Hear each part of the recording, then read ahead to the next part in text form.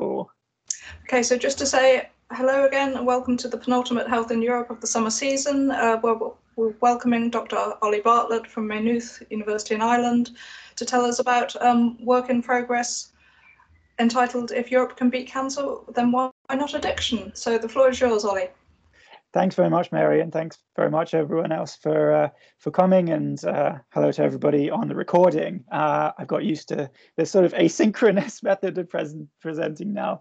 Everyone can see the slides, right? So I'm just going to run through them as I talk. I don't mind at all if anybody has questions as I go along or wants anything clarified. Then I'm happy to stop and explain things as I go. But I'll probably use about 15-20 minutes or so and try and leave as much time for discussion as possible. So just a couple of, I guess, just to explain where this came from. Actually, pretty much everybody on the call I know quite well. So probably everyone will know that this was my PhD topic. I've been trying to form some of it into a paper on addiction conceptualization for a little while now, and I thought that I would try for this series to relate it a little bit to recent developments in EU health policy, specifically the Beating Cancer Plan, which has recently been released. So I wanted to try.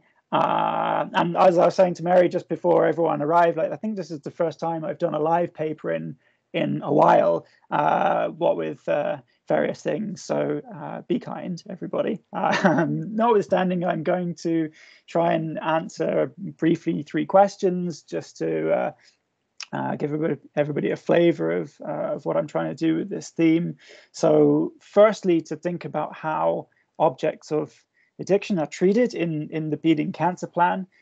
Secondly, to think about how an individual's legal environment can be considered addictiogenic.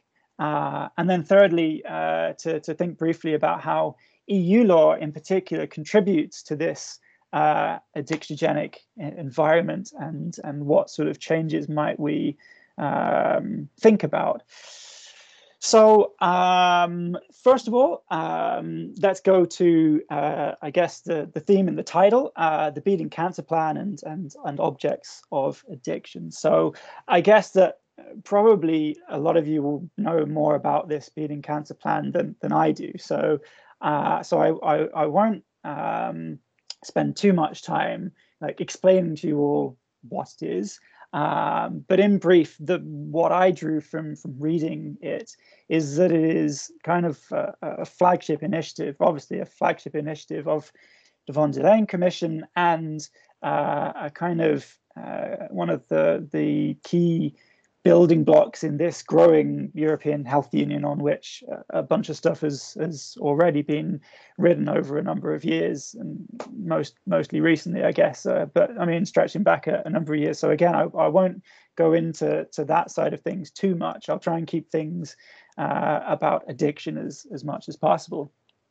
So given that this is a flagship health initiative of the Commission, and given that addiction is an important, I guess, an important health issue and has been for, well, decades, I expected reading it to see more than I did about addiction dependence specifically. And I guess that's the theme that I'm going to explore in this session. So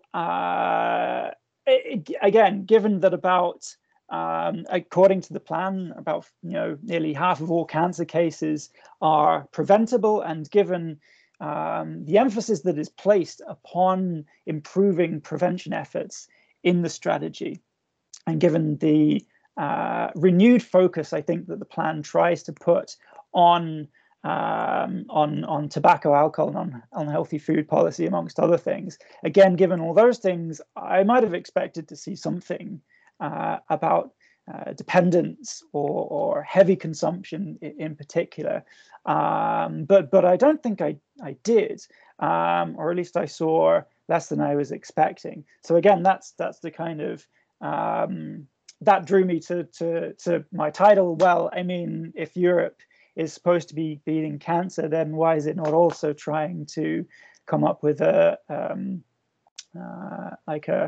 contribution towards addiction policy specifically? So just a few stats. Everybody loves stats. Just to outline the importance of addiction as a health issue. So I'm going to focus on tobacco and alcohol for the purpose of this presentation. So again, just to outline the fact that the Beating Cancer plan has some really novel elements to it.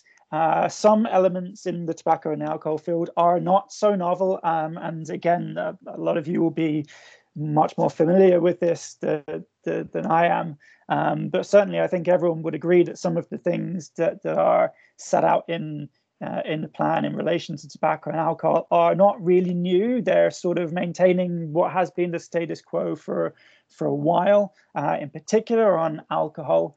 Although there is this stated target to achieve 10% reduction by 2025, a lot of the initiatives, so-called, that are set out in the plan revolve around, again, still offering support and coordination to the member states, supporting self-regulatory initiatives, and generally still steering away from harder legislation. There is a commitment to review the taxation directives, and there is also a commitment following the process of engaging with the alcohol industries over nutrition labeling to look at mandatory alcohol labeling. But by and large, I didn't feel particularly moved by the stuff in the plan on alcohol. The stuff in the plan on tobacco, again, it's positive, but I personally think it's still maintaining a lot of the status quo. The way I read it was that a lot of the initiatives are simply extending and bolstering what the EU already has on tobacco, extending it to novel tobacco products. So the commitment to this tobacco-free generation is really positive. But again, I think some of the commitments could be more described as maintaining status quo rather than coming up with truly novel initiatives. I mean, that being said, the overall tenor, I guess, of the prevention section is quite positive and quite forward-looking. So again, I was surprised to not see any mention at all of addiction dependence within the plan. And I think that is kind of an opportunity missed. If the EU wants to revitalize and revise its strategy for supporting the member states with cancer prevention efforts, in particular, we'll talk about prevention. There's quite a lot of other stuff in the plan about treatment and research and so on. But I mean, the most relevant stuff for us, I guess, is prevention. So given all of that, I was surprised. I've got a couple of graphs just to graphicize this. The top graph relates to I don't know whether or not everybody can see it. This is why I do the slideshow, Mary, because I can zoom. So the top graph relates to tobacco consumption, and the blue bars are the percentage of consumption that relates specifically to what we might say is very heavy, if not addictive consumption, like more than 20 cigarettes per day. And you can visually see that it's quite a significant chunk of the overall consumption that takes place. Same for alcohol. If we go down here, the overall share of consumption, if you like, is made up quite significantly of hazardous and then harmful, what we could consider addicted consumption. So in terms of the amount of tobacco and alcohol consumed, quite a lot of it is being consumed in certainly a heavy, hazardous, if not addictive manner. So therefore, I think that there is an opportunity here to try and think more specifically about these types of consumers, given that, you know, these types of consumers consume quite a significant proportion of the overall amount of tobacco and alcohol consumed, and therefore obviously obviously themselves will be at increased risk of harm. So that's kind of where I'm starting from. The Beating Cancer Plan is positive, but does not really pay any attention to the issue of addiction and the role that addiction plays in driving heavy and harmful consumption of, in particular, tobacco and alcohol. I'm focusing on.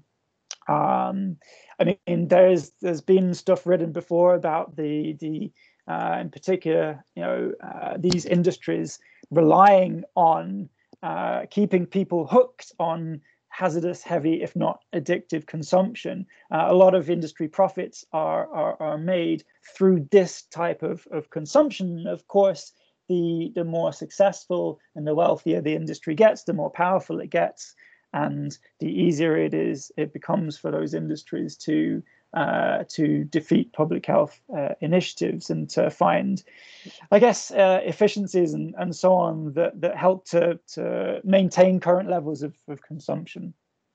I guess I've stopped rambling about this now, but that's, again, I hope that makes sense. That's where I'm coming from. So again, just I'll put it back to like that. So in summary, there is an opportunity missed to think about how addiction drives consumption of these cancer-causing products, right? And so that's where I want to jump off from. So having said that, I guess the next question is, well, how do legislators, how do policymakers go about tackling this idea, this phenomenon of addiction? And the answer is it's kind of tricky, because addiction is a complex and as yet still uncertain phenomenon. But I think, and this is why I've been trying to form into some sort of coherent set of arguments here, I think that it is possible for certainly lawyers and policymakers to identify the ways in which our current law and policy contributes to producing an environment surrounding individuals which makes it more likely that they would fall into addictions, my so-called addictiogenic legal environment. There are other addictiogenic environments, but I'd like to focus specifically on this, on how an individual's legal environment makes it more likely that they might develop an addiction. And again, the reason is because the themes of addiction and dependence are really missing from the Beating Cancer Plan. And so I think that this is an opportunity missed for a key policy document, to try and do something about this addictiogenic legal environment as I conceptualize it. So I guess now let me explain a little bit what I'm thinking on this. So like I said, addiction is a complex and still beguiling phenomenon. There are a number of theories that have been developed to try and explain addiction, what it is, why it develops, who's most susceptible to it, what the best strategies for preventing it are, for treating it, and so on and so forth. And I think you can identify maybe 4 broad categories. This is excluding the legal stuff, right? I think I can identify 4 broad categories: the biological, the social, the economic, and the philosophical theories of addiction. Even this just shows that there is no one single angle of how to think about addiction and addictive consumption. Within these broad categories, there's even more variation. Okay, so the one thing that I noticed while browsing through the literature and doing a bit of thinking about this is that there are really no legal theories of addiction, nothing to try and explain in a general sense how the legal environment of an individual contributes to the likelihood that they will develop an addiction to, for instance, a cancer-causing product. Now, having said that, there is a lot of legal literature that relates to addiction, but a lot of it is quite sectoral and not all that horizontal. A lot of it is concerns illicit drugs and the criminal law.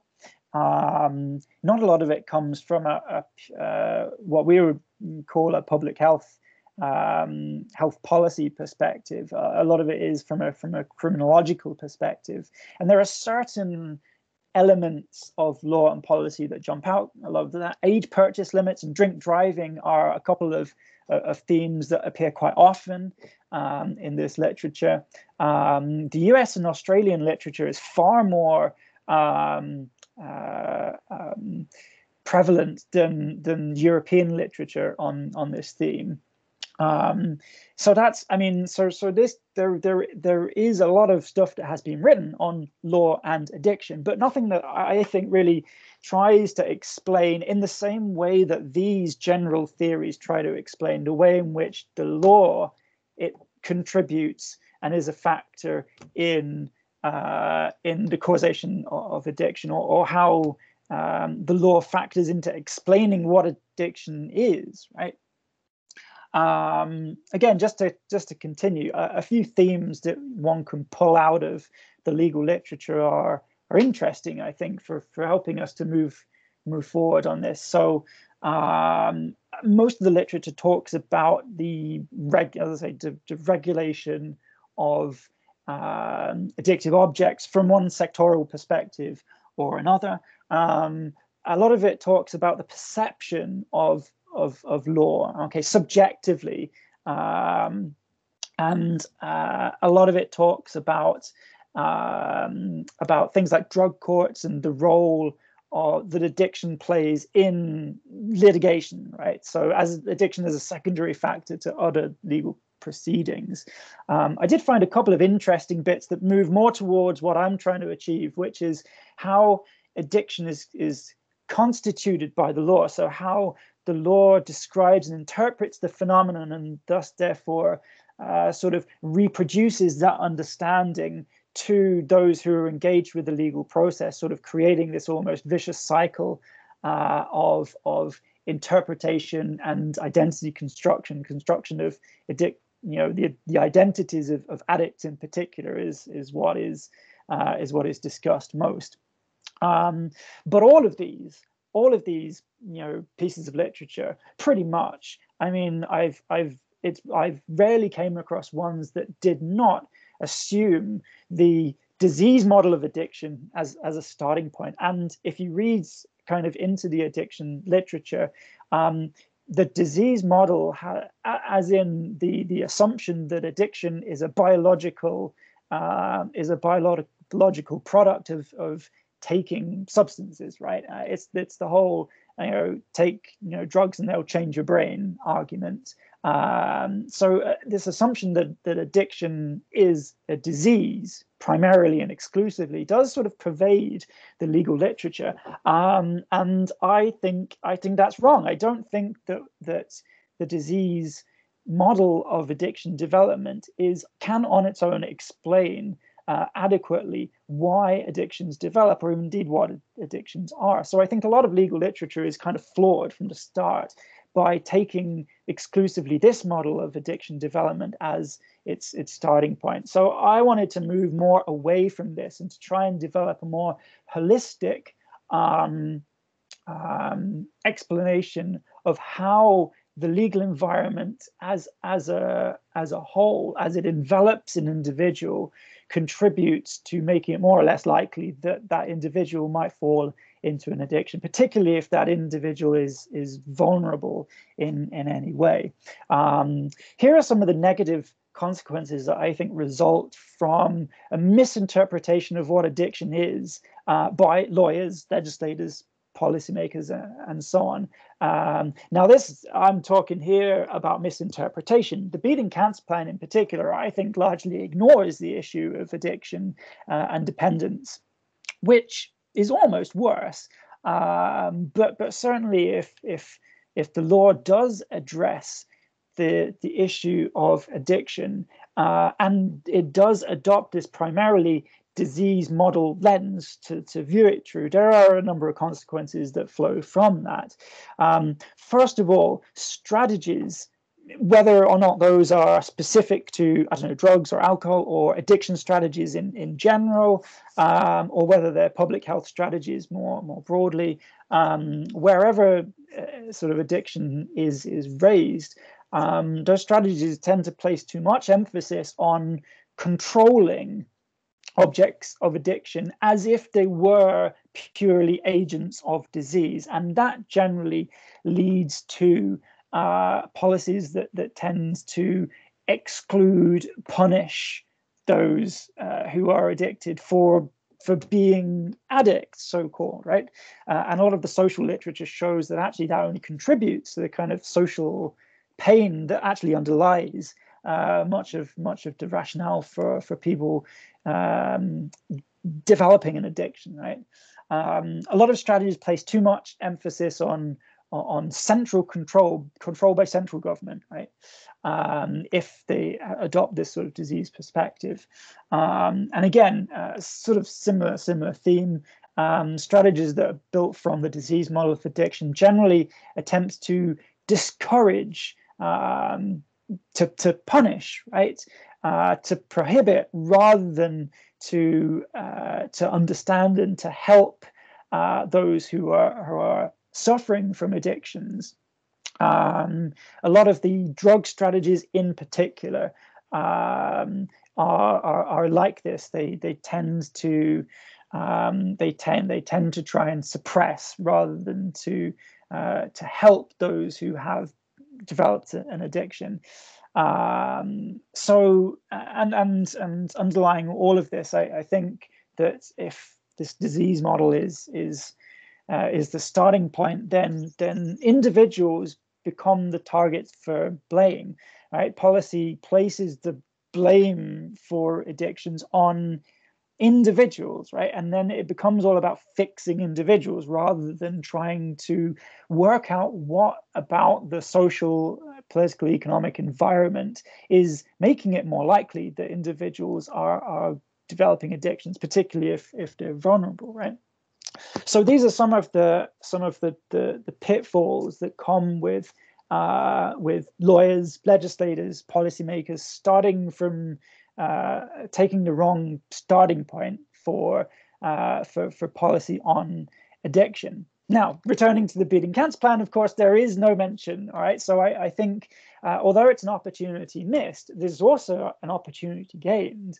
I suppose gained. There is an opportunity there for Europe and the European Commission more specifically to propose strategies and policies as to how, European, we're talking about European law, right? So as to how European law is going to assist the member states in targeting the addictiogenic environments. Okay, so I think given that these mistakes by and large have not been made wholly in European law yet, or certainly not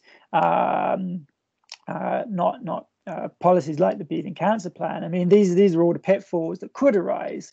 Like I said, the Beating Cancer Plan is largely devoid of any mention of addiction. So I think there is an opportunity for Europe to think about how supranational policy can assist the member states in targeting addiction as a phenomenon in particular, and trying to help individuals, particularly vulnerable individuals who have or may fall into addictions.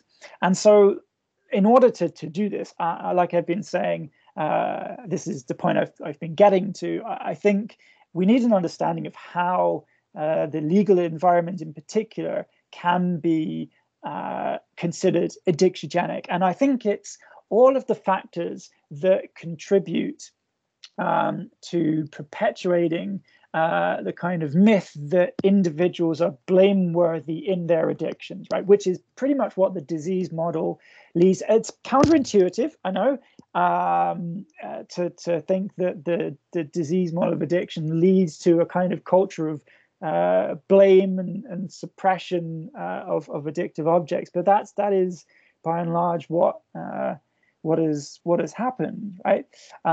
Individuals are blamed for getting themselves hooked, right? The disease model kind of explains why they might be addicted, but it doesn't really do anything to help explain how they should be treated after they have gotten an addiction. Okay, and so I think that policy needs to be far more nuanced. And I think in particular, there are various factors of an individual's legal environment that can contribute to maintaining what has been the status quo at the moment, treating individuals that are addicts as if they are diseased in some way. And I just listed a few here. So policies that are discriminatory or exclusatory against those with an addiction based on some sort of fear or misunderstanding of what a phenomenon is. Policies that narrowly conceptualize what the addiction phenomenon is. Policies that display a kind of a lack of recognition for the health interests or concerns that accompany addictions, right? And also use of tools, of legal and policy tools that are known to be ineffective in controlling objects of addiction and third parties who are involved in selling addictive objects. Okay, I could go on, but I don't want to take up too much time. So it's factors like these that I think legislators, policymakers, lawyers could recognize. And I think it is possible to identify when laws and policies that surround, say, constitute the legal environment surrounding particularly vulnerable individuals. I think it's possible to identify when laws and policies display these kinds of characteristics. And I think it is possible to fix that. And down the bottom there, I just have I guess a three-pronged sort of suggestion as to how we go about moving forward on this quest to that takes me back for those that were on that. So this three-pronged kind of approach: one, to reform discriminatory policies; two, to control third-party manipulations in particular; and three, to revise inadequate legal doctrine. So I think that, for me, constitutes, there's probably more that could be suggested, but certainly at the moment for me, that sort of summarizes how policymakers would address the addictiogenic legal environment. And here, as I tried to set out a few elements of what it means for an environment to be addictiogenic, right? And I hope that kind of all knits together and sort of makes sense. Obviously, I can explain further in questions if question time. If not, so where am I doing for time? I better hurry up. This last few slides won't take all that long. So, in summary, the release of the Beating Cancer Plan was a positive step forward, of course, for the Commission for Health in Europe, but I think it misses an opportunity to address one particular element of cancer causation, which is addictive consumption of cancer-causing products. And so, given that there is this opportunity, we need to be mindful of the pitfalls that exist in lawyers and lawmakers trying to use the law to do something about addiction. I think this concept of an addictiogenic legal environment and identifying what that is, what the factors of it are, and how it could be addressed in a holistic way, right? I think that can help in attacking, right, some of the factors that drive the addictive consumption of particularly things like tobacco and alcohol. As I say, if this all sounds a little bit vague, again, this is work in progress, remember, so I'm still fleshing out some of these ideas, so I would welcome any questions, comments, no matter how harsh they are. Hasn't been published yet, so that's all good. So that's where I am at the moment in the presentation. And now to relate back to the sort of the European theme, EU law and policy in particular can contribute to the holistic legal environment that surrounds, sort of envelops, and impacts upon vulnerable individuals in particular. So I just want to point out a couple of ways in which EU law in particular, so these are things that the Beating Cancer Plan could have addressed, right? They could, the plan could have touched on some of these factors, right? So just to list a few, of course, free movement law, and obviously a number of you will be familiar, obviously, with the way in which EU free movement law interacts with, member states' ability to regulate, cancer-causing products like tobacco and alcohol and so on. Consumer protection laws, which I'll say just a short bit about in just a second. The overarching coordination of member states' approaches to addiction, sharing of information, sharing of knowledge, processes, and so on. Social rights, of course, the EU Charter of Social Rights, the Charter of Fundamental Rights as well, could obviously play a role in the obligations and entitlements that are owed to vulnerable individuals in particular. Control of multinational corporations would, of course, be another obvious one, given that a lot of addictive objects, alcohol, tobacco, are produced by multinational corporations. And I guess everyone would be familiar with the arguments on why EU law is relevant to the control of these corporations, so I won't go into it too much.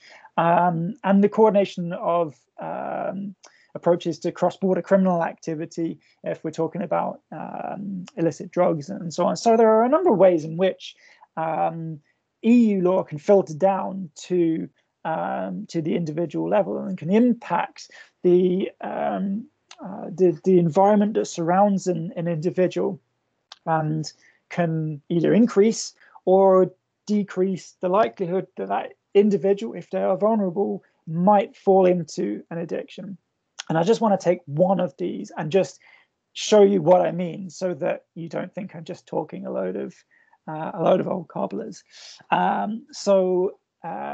The one thing which I took from the far reaches of my PhD was this idea of the addicted consumer. Now, there are various ways in which you could think of a consumer, okay?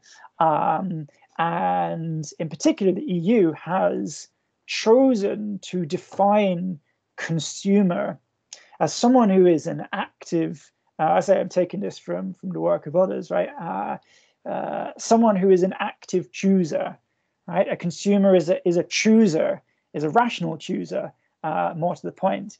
A consumer is an agent for realizing the objectives of consumer protection policy. They're sort of the end link in the chain of consumer protection, right? The final barrier, if you will, the final line of defense to inappropriate and manipulative practices is the decision-making powers and filtering powers of the consumer, apparently.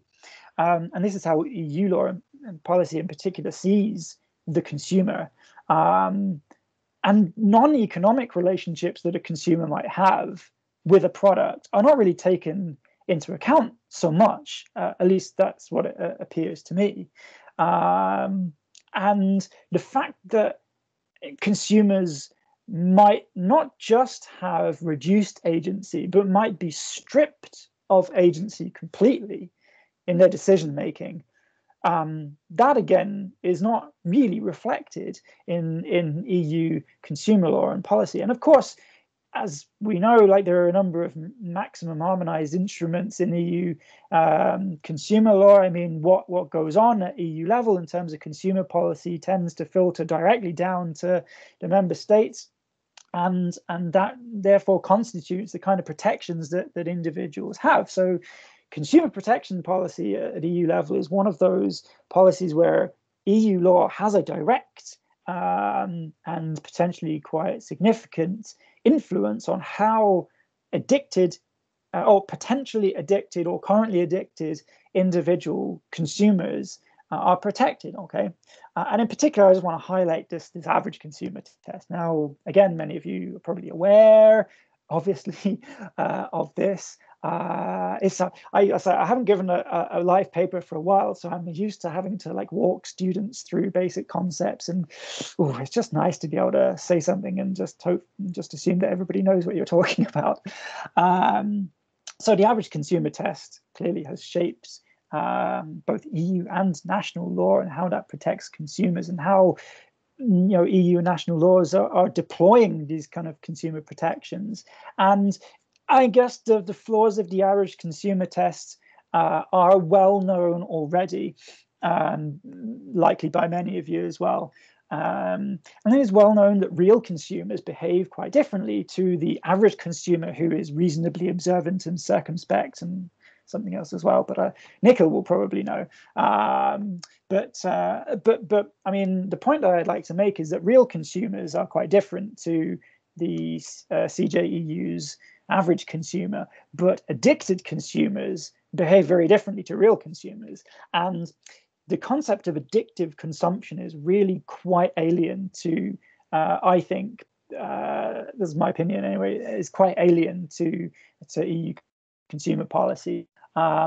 When it comes to addictive consumption, the decisions are driven largely by compulsion, not by desire, which is what EU consumer policy assumes. I think on the whole is that the average consumer chooses, but the addicted consumer often does not choose. Okay, and the vulnerable consumer exception that exists in EU consumer law is I mean, the addicted consumer is far beyond the concept of vulnerability that is established in EU consumer law. I mean, we're talking about helplessness, not vulnerability. Okay, so one of the ways in which EU law could directly, I guess, improve the addictiogenicness of the individual's legal environment is with a modification of this particular part of consumer protection law, to recognize that there are more consumers